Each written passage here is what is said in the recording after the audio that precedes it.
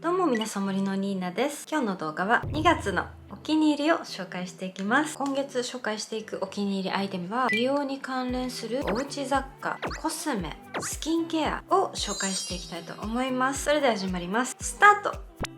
日々悩んでいたことを解決したくて、だいたいお買い物吟味したりするので、打開アイテムとなってくれたアイテムたちです。ではまず1つ目はブレメントのウォーターボトルになります。私マジで水を飲むのが苦手で、水専用のタイマーを鳴らすアプリみたいなのを使ったり何とか解決しようと思ったんですけど、結局飲むのを忘れる一番の原因は私喉が渇かないんですよ。じゃあどうしようと思って悩んでたところ、ついにメモリ付きのボトル手を出してみるかと思って模索した中で、私的にはこれが一番いいなと思ったので購入しました。何がいいかって素材、まずプラスチック製のものあんまり好きじゃないんですよ。傷がつくから菌が繁殖しやすいんですね。こういうものって洗いづらいじゃないですか。だからなるべくパパーっとやるだけで綺麗にしたいので、ガラス製がいいなと思ってたんですけど、ガラス製にしてしまうとめちゃくちゃ重いんですよ。水も入れたらもっと重たい負担でしかないなんですけど、これに関してはプラスチックなのにトライタンという素材なので傷がつかないんですよ。なのでガラス製の傷がつきにくいというメリットと、プラスチックの軽いというメリット両方合わさったウォーターボトルなんです。しかも見た目が可愛い。もう見るたびテンション上がっちゃう。もうデスクに置いてあったらなんかおしゃれに見えるみたいな。どんな風に使っているかというと、こんな感じで私はデスクに置いていて、直で飲むのではなくコップを持参してこうやって飲んでます。そうすればね、これをしっかり毎回洗うっていう無駄を省きました。コップの方が洗いやすいしね。まず水のメモリーが午前と午後の時間が書かれてます。でボトル自体満タンで1リットルなんですね。午前と午後のメモリーが分かれてる理由としては、2リットル飲むため、まず午前中に1本時間メモリ通りに飲み切ります。そして午後からまた満タンにして、午前同様時間メモリとともに飲み切ることで合計2リットル飲める仕組みになってます。まとめると、軽いトライタンという素材なので傷がつかない。生活の利便性を良くすることが美容にかけられる時間と労力を取っておけるので、そこかなり年々重要だなと感じます。続いての今月のお気に入りはものじゃないんですけど、逆立ち美容です。これね、1日30秒だけでもいいらしいんですけど、デコルテから上のたるみと老化を遅らせる効果があるっていう美容法です。 YouTube やる前にたまにやってたんですよ。それをね、視聴が忙しくなってから省いていたんですけど、最近上半身だけ逆立ちする、ソファーの背もたれを使ってもう上半身だけこうやって逆立ちするみたいなことやってたんですけど、なん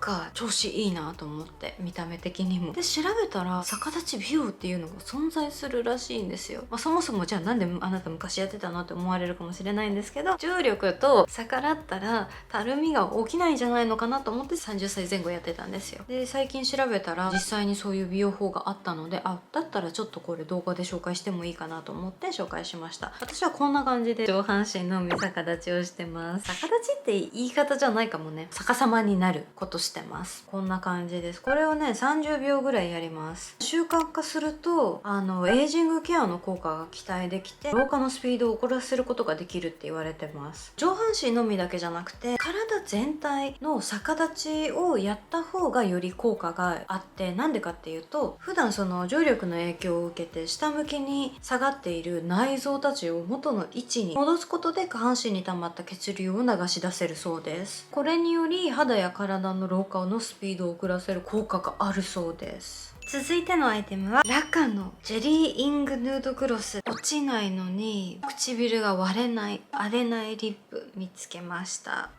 新しく出たのかな。パッケージもちょっと変わってて、蓋の部分が今までこういう透けないものだったのがこれチュルンとね、めっちゃキュンキュンする可愛さです。これマジでいいですよ本当に。まずは310番イエベ春っていう感じの色味。309番これねよく使います。くすみ系のカラーで人間の唇の色に似てます。307番ダークで少しブラウンみがかってます。308番はオレンジみがかってて、全色こんな感じです。見てこの残り具合。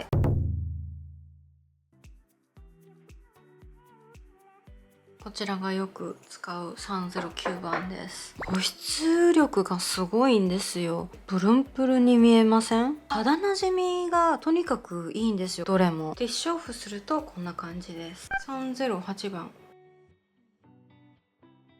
より血色感が高いです。超ナチュラルじゃない？ナチュラルに盛れる。これらのいいところは唇色っぽいので結構どのアイメイクとも合わせやすいです。消粉するとこんな感じです。続いて307番。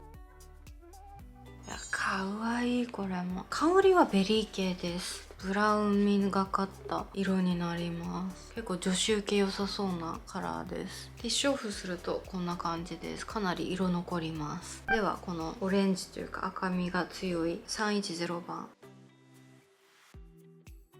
もうね、触るとめっちゃ柔らかくなるの。これ質感だと見てください。こんな感じ。ベタつかないリップクリームを大量に塗った時みたいな保湿感です。ベールで膜を張っているのかなってくらい唇がね、時間が経てば経つほど保湿されてマジで気持ちいい。触り心地が毎日使うぐらい愛用してるリップもラカだったんですけど、最近飽きてコスノリに乗り換えちゃったりとかしてたんですけど、また出会っちゃったのでこれまた毎日使いそうな予感です。おすすめです。よかったら皆さんも9点とかで買えます。こういう潤うのに落ちないリップってマジでない。私みたいに何使っても唇が荒れてしまうっていう悩んでる方にすごくおすすめしたい落ちないリップです。続いてのアイテムはエトボスミネラル UV アクアセラムナチュラルピンク日焼け止め兼化粧下地 SPF35PA3 プラス。日焼け止め兼化粧下地なのにマジで肌が綺麗に見えます。今日も使ってるんですけど、エトボスの化粧下地ってとにかく透明感が出るし、陶器みたいに磨かれたツヤンとしたようなツヤ感が出るので本当に肌綺麗に見せてくれるんですよね。実際にテクスチャー出してみるとピンク寄りの肌色カラーって感じで、日焼け止め効果が高い日焼け止めみたいなテクスチャーなんですけど、実際にこうやって伸ばしていくとさっきまで白かった液体が光を集めるツヤに変身するんですよ。すごくない？このツヤ感。すっぴんで塗るとこんな感じです。どうですか？伸びもめちゃくちゃいいし、密着感もいいし、よれにくいし、保湿も持続するので乾燥肌に悩んでいる方、皮膚が薄い方にもとってもおすすめのお化粧下地です。続いてちょっとエトボス続きなんですけど2つ紹介します。個人的なお気に入りとしてはこっちのルースパウダーの方なんですけど、こっちのコンパクトタイプも外で使う時にめちゃくちゃ使いやすかったので両方紹介します。ノーメイクからスタートするリアルな声をお届けしたいと思うので数時間前の私がレビューします。じゃん。ルースパウダーのパフは厚さ 1.5 センチぐらい。パウダーの色はピンクになります。ちょっと大粒めのパールが入っています。大粒のパールだと顔にアイシャドウが吹きかかっちゃったみたいな感じがして私はあんまり好きじゃないんですけど、これに関しては濡れているようなツヤの光り方をしてくれます。めちゃくちゃ自然なトーンアップだし潤ってるように見えるんですよ。めっちゃ綺麗。顔にのせていくとこんな感じです。続いて UV ベールのコンパクトタイプ。パフが1センチないぐらいです。比較するとこんな感じで、こっちはモフモフ系柔らかいで、こっちは割としっかりしたタイプ。グリッターとかツヤ感要素は見受けられないです。どっちかっていうとほんと UV カット仕様っていう感じの密着感があるんですよ。なのであんまりドバッとつけると白くなるので、優しくふわーっとこんな感じでのせるのがおすすめです。でもやっぱこうやって比較するとこっちの方が結構トーンアップしますね。でツヤはこっち。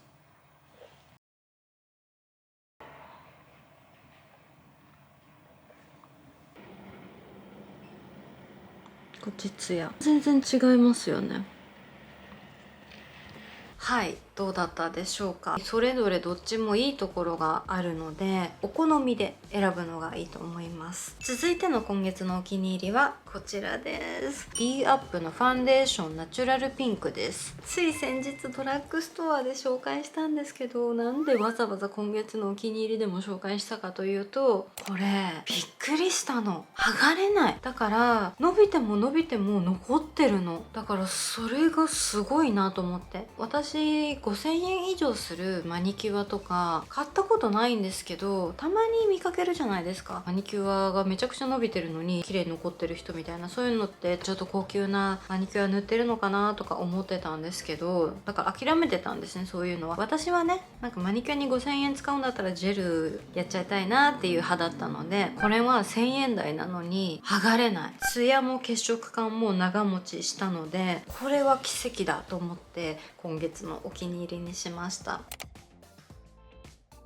すごくない？爪磨きをした直後みたいにツヤツヤ。なかなかね、クリアのマニキュア一度塗りでもここまでツヤ感放たないと思う。やっぱり究極の手元の清潔感って透明のクリアのツヤのある爪だと思ってるので、とことん清潔感の見た目を極めたい人にはとってもおすすめのアイテムです。これいろんな種類が色あって、一番血色のいいものを選びました。血色感が欲しいお年頃なんです。どんどん血色も顔から消え去っていったし、爪もなんか白いしっていうので、全体的に私は血色感をアップさせることを日頃メイクだったりで意識してるんですね。その一環としてこちらを買いました。そして皆さんにもおすすめなアイテムです。続いての今月のお気に入りはオンのクラウド5スニーカーです。17,380円。なんと私ウォータープルーフも買っちゃいました。さすがにスニーカー機能性違いなものを買うのは生まれて初めてです。でもね、マジで有能すぎます、このスニーカー。なんでこれを買ったかっていうと、今まで目を背けていたことがあって、その名も運動。苦手だし嫌いだけど、老けにやっぱり抗うためには必要なんですよね。なので遊びに行く時にとにかく行き先を増やして歩きまくるっていうことをここ数ヶ月ずっとやってるんですね。で、結構定着してきて、あ、私体力ついてきたと思って、もうここから先はとことん疲れにくい靴にちょっとバージョンアップしようと思って、今話題のオンを買ってみました。原宿で買ったんですけど、マジで1時間ちょっと並びました。オンって機能性重視したデザインっていう感じだったので、モンスターが普段使いしやすいちょっと厚底の、ポップな感じで人気なんですけど、本当はそっちにしようと思ったんですよ。歩きやすかったし。でもこっちの定番にしたんですよ。